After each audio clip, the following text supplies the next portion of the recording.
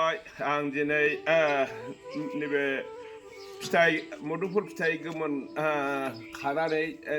बेखौ आं नोंथांमोननो बोरै आं बे फिथाइखौ मोनखो आं बेखौ आं दिनै खिन्थानो नागिरदों दिनैनि भिडिअ'आव नोंथांमोनहा अननानै जोबजासे नायलांबाय थादो मोजां नायबा मिथिबाय माने कर्म खालामबा फल मोनो आं बेखौ मोनमारबाय नै जिनिसा खालि आं बेखौ थांनाय बोसोराव फांसे मोदोमफुल फुलि गायदोंमोन बेखौ ओरैबायदि गायदों आङो गासिबो ओमफ्राय एसेल' दं गोबोरखि ओमफ्राय सिङाव दङ खोस्लिफाना गेसाव सिङाव खोस्लिफाना गेसाव दङ ओमफ्राय जाब्रा दङ दा लामायाव गारलाबायनाय जाब्रा न'नि मैगं थाइगंनि जाब्रा गासिबो दाखोर दुला बेफोर गासिबो बिदिनो गैयाबाबो 2 मनसो जाब्रा दं बे जायगायाव हा सिङाव बे दा फबजानानै गासिबो मा जाजोबखो बे गासिबो हासारनि खामानि मावजोब्बाय ओमफ्राय दंफाङा ओरैबायदि गेरेमसा जाबाय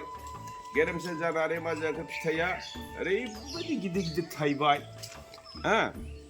फिथाइयाबो ओरैबायदि गिदिर गिदिर थाइबाय आरो जोबोद गोथाव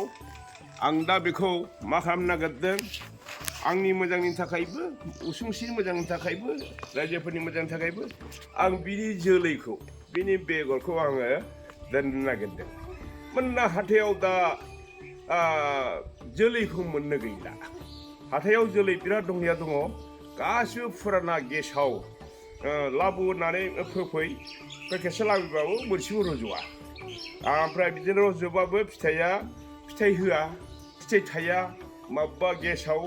फिथाइ ओंखारग्रा जायो बबेबा बिबारल' फिथाइल' फिसाल' थायो ओमफ्राय फिथाइ होआ नायबाय आं नै बेवहाय गाव गावनि जोलैनाया जेखौ होयो बेनो रज'जोबो दा बेखौ आङो खुनुरुखुम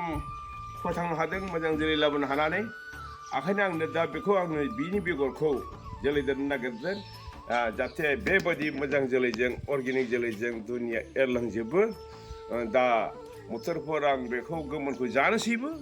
आरो लोगोसे बिनि बेगरखौ बयनिबो मोजांनि थाखाय आङो जोलै दोनसै खुलुमबाय रायजोफोर आं दिनै बेखिनिखौ बुंनानै